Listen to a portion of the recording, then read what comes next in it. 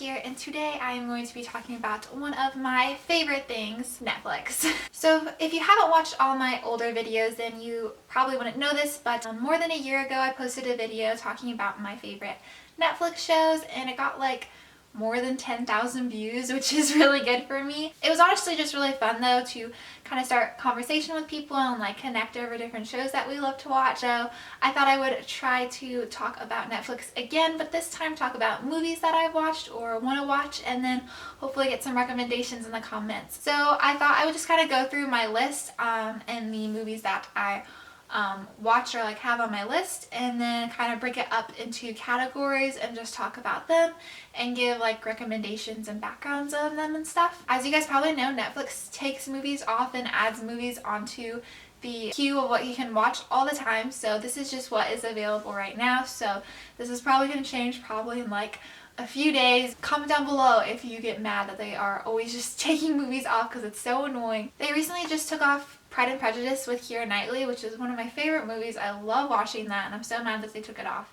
So the first category of films that I want to talk about that are available on Netflix would be, I guess you could call them classic films that are just kind of well-known, established, older I guess, just because they're so well-known.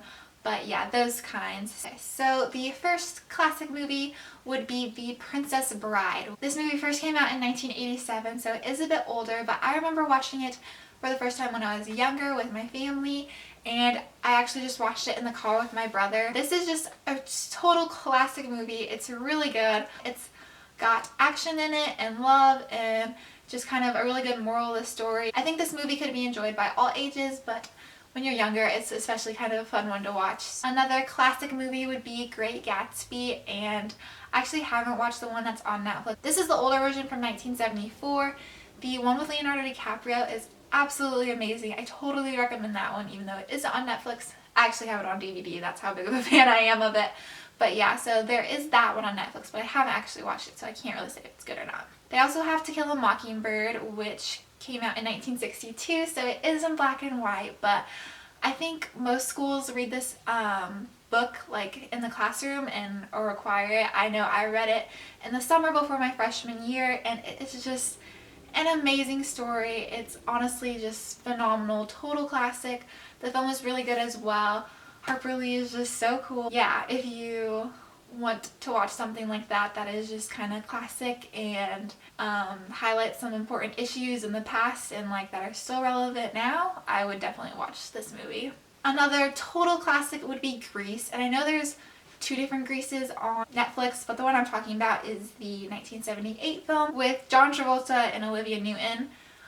Great movie. I remember watching this for the first time just being blown away. It's just a classic and the music's really great, so check that out. 16 Candles, I am so happy they added this. I love Molly Ringwald movies. I just think they're so good. Pretty in Pink is also a good one. Acting's great, story's great. Just 10 out of 10. And then another kind of classic, I guess, would be Clueless. This one isn't as old. It is from 1995, but I just love Clueless. It is so funny. I see it on Tumblr and Twitter a lot, and so it's just a really relevant, good movie, and I really like it. It's about a young rich girl, and she's trying to just kind of figure out life, and she realizes that there's more to life than just like status and like having a lot of nice things. And I think that's just like a great message, and she like tries to figure out love as well, and that's just kind of relatable. So yeah, great movie. And then to go along with that, Legally Blonde is also on Netflix. Another, you know, blonde pretty girl, but Legally Blonde is also just an amazing film. Just like highlights, you know, how girls can like be persistent and like can like get things done, and just, yeah, girl power.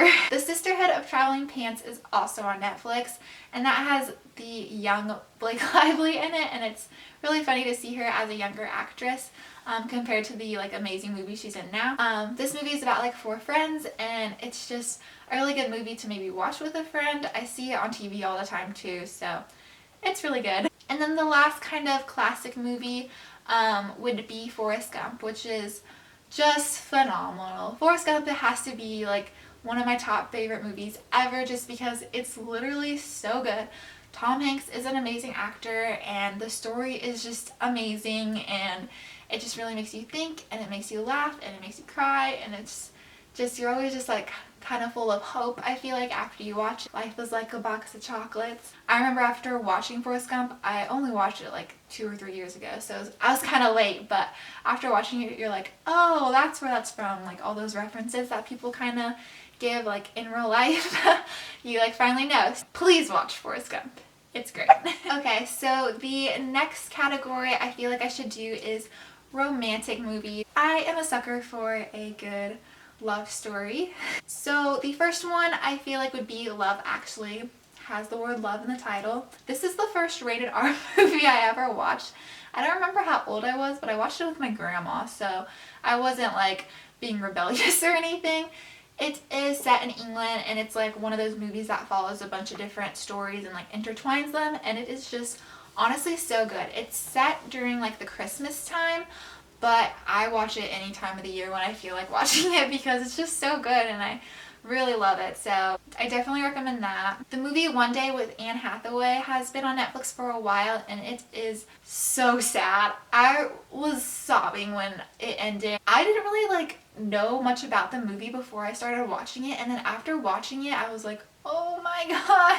If you like Anne Hathaway, then you should watch it too because it's really good. 13 Going on 30 is another movie that I think is just really great. It's about a 13-year-old girl, I think in like the 70s, wishes on her birthday that she was 30, and then all of a sudden she's 30 and like has a job and stuff. Kind of opens her eyes about how even if you're popular and seem to have everything in high school, like, or I guess they weren't even in high school if they were 13, they were in junior high, but like things can change and it always gets better and stuff like that. It's a good movie. I really like it. Another great love story would be Charlie St. Cloud. I believe this is a Nicholas Sparks movie, but that might be wrong. But it has Zac Efron in it, which makes it, you know, way greater. He literally looks so good in this movie. It's ridiculous. This movie is a little sad, not super sad. It's more about two brothers and like about like being in love, but it's also about being in love. It's really good. Another one of my favorite movies ever is Stuck in Love, which has Nat Wolff in it, as well as, what's her name with the beautiful eyebrows? Lily Collins. It has Lily Collins in it too. And this just follows kind of like all different members of a family and like their different stages in love, I guess. The brother like is just having his first girlfriend, and the sister like is afraid to fall in love because of her parents like divorce and stuff, and then the mom is like remarried, but the dad is still trying to get over the mom, and it's just really good. And Logan Lerman is also in it as well, and I love him. So the whole movie is just really great, and I totally recommend it. Just evokes all the emotions, which I just feel like makes it a really great movie. Movie People, Places, Things is also on Netflix, and I was just like really bored one day, and so I googled good Netflix movies, and this one was on the list, so I decided to watch it, and it's actually really good. I watched another movie that article recommended. They recommended Dear Zachary, which was more of a documentary, and I really didn't like that one. I mean, I guess it was well put together, but I wouldn't really recommend it for someone else to watch. But yeah, People, Places, Things. Really good movie. I thought it was good.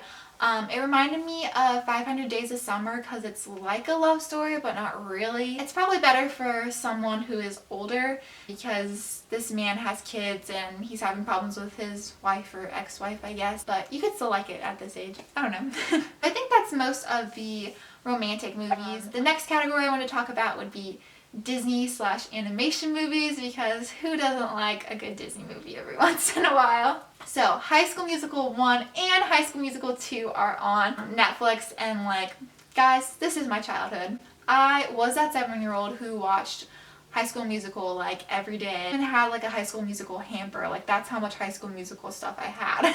Totally raised my expectations for high school, and I was a little disappointed. If you weren't someone who like grew up watching it, I feel like it really won't be as impressive to you, but for me, it's great. So Camp Rock is also on Netflix, but I really wasn't a Camp Rock kind of girl. The movie Starstruck, which is also a Disney movie, is on Netflix, and I actually watched this with Minty, my French exchange student, and my friends when we all hung out, and it was just like really funny that we watched that movie. It's cheesy, just like all the other Disney movies with the teenage actors. But now for more like kid kind of movies, Tarzan is on Netflix.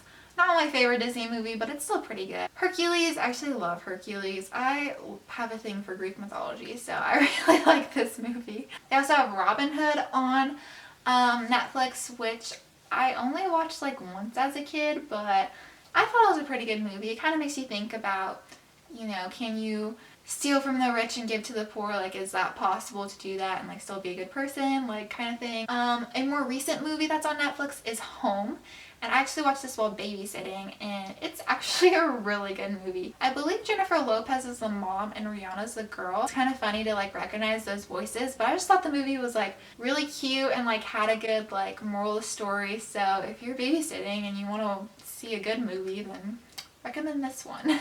And then the last Disney movie I was going to talk about is Mulan, which is honestly one of my favorite Disney movies. It wasn't my favorite when I was younger. My favorite Disney movie when I was younger was Beauty and the Beast for sure, and then also Ariel, and then also Sleeping Beauty. I loved all the princesses. Mulan has really grown on me just because I love the message that like girls can do anything boys can do and they don't have to follow the like gender role of just like being a wife and then being a mom and just like doing like the normal expected thing. Like you can like do something else and you can do something for your family and like be successful and great. I don't know. I just love that. So I totally recommend Mulan if you've never seen it before because it's so good. Plus, I'll Make a Man Out of You is like my jam, so. Okay, so now I'm going to go through my favorite documentaries. You don't have to be a documentary person to appreciate documentaries, but I would just add them just in case someone does like documentaries. We watched Food Inc. in my AP Environmental class at school, and it honestly is so good. It literally shows you like how corrupt the corporations are in the United States, and it's just like really eye-opening, and it like made a ton of changes in my life. I totally recommend this. I feel like everyone should watch this. It's really good. Another one is Forks Over Knives, and I've heard this be recommended a lot, especially by vegans. I actually haven't watched it, but I have it on my list, so I'm gonna get to it eventually. Another one on my list that I haven't watched is How to Change the World. It just sounds really inspiring, so yeah, I will definitely get to that eventually. I don't know if they took it off. Did they take that off? Blackfish is basically a documentary about SeaWorld, and it mainly follows this orca named, I don't know, it starts with a T. It documents his life, so basically when he was taken from the ocean and then ends up in SeaWorld, and it just like kind of shows like how bad that is for these whales and like how it's ended up in a lot of like deaths and humans. It's not on Netflix anymore. I really hope you can find it somewhere else because it's really good. And then I also have watched the documentary The Cove. Yeah, check those both out. I don't see them on here, but they're really good. I think that's all the documentaries I have on here, so I guess that's not that many, but if you recommend any other documentaries, you should totally leave them in the comments because I actually like watching a documentary every once in a while. I guess I'll just go through my list and see if I missed anything. Okay, so Pleasantville, this was just added to Netflix. It is a different kind of film. Overall, it's a critique of like current society, but like you don't really get that when you're like first watching it. You're just like, what is this? But it's like about a brother and a sister who like get sucked into this old show where everything's pleasant and perfect, and then they kind of like corrupt it, and it's just really interesting and has a lot of like symbolic elements to it, so if you're into that, you should totally watch it. Silver Linings is on Netflix, and that has Jennifer Lawrence in it, and I watched like some of it but not the whole thing, and I should probably do that because it's really good. I know it won some sort of award, or maybe Jennifer Lawrence won an award for it, I don't remember. Definitely check that out. I'll check it out too. It's gonna be good. Oh, I forgot to talk about The Best of Me. That is another romantic movie. I'm pretty sure that's Nicholas Sparks as well. It is pretty good. I know I cried during that one, but not that much. The Nicholas Sparks movie that I've cried the most in was The Choice. I cried so much. I was literally sobbing. This one made me like tear up, but it like wasn't like too much. About how like a young couple like got kind of torn apart and then they kind of come back together. What happens? Do they get back together? I will leave you to find out when you watch it. The Sandlot. The Sandlot is on Netflix. That is a classic movie. I remember watching this a lot when I was younger. My brother really likes it, so we watch it a lot. It's about these boys who play baseball. We quote it a lot whenever we make s'mores. If you want to watch something with like kids or something again. I think they do curse in it though, so just kind of be warned. Basically everything on my list I think I touched on. As you can see, I watch a variety of different kind of movies, and movies are just great if you like need a break from the show you're watching, or you have someone over and you need something to do.